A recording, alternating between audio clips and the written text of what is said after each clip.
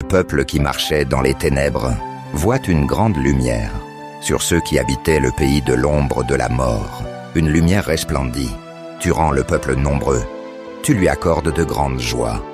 Il se réjouit devant toi, comme on se réjouit à la moisson, comme on pousse des cris d'allégresse au partage du butin.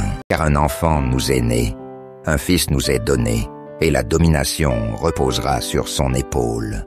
On l'appellera admirable, conseiller, Dieu puissant, Père éternel, Prince de la paix, donné à l'empire de l'accroissement, et une paix sans fin au trône de David et à son royaume, l'affermir et le soutenir par le droit et par la justice, dès maintenant et à toujours. Voilà ce que fera le zèle de l'Éternel des armées. Le Seigneur envoie une parole à Jacob, elle tombe sur Israël. Tout le peuple en aura connaissance. Éphraïm et les habitants de Samarie, qui disent avec orgueil et fierté, des briques sont tombées, nous bâtirons en pierre de taille.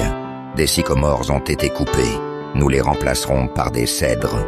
L'Éternel élèvera contre eux les ennemis de Rétzin, et il armera leurs ennemis, les Syriens à l'Orient, les Philistins à l'Occident, et ils dévoreront Israël à pleine bouche.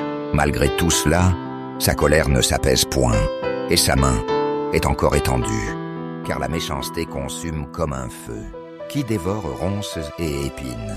Il embrase l'épaisseur de la forêt, d'où s'élèvent des colonnes de fumée.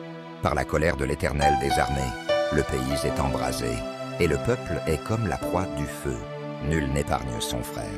On pile à droite, et l'on a faim. On dévore à gauche, et l'on n'est pas rassasié.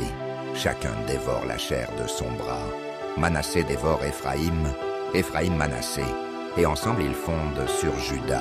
Malgré tout cela, sa colère ne s'apaise point, et sa main est encore étendue.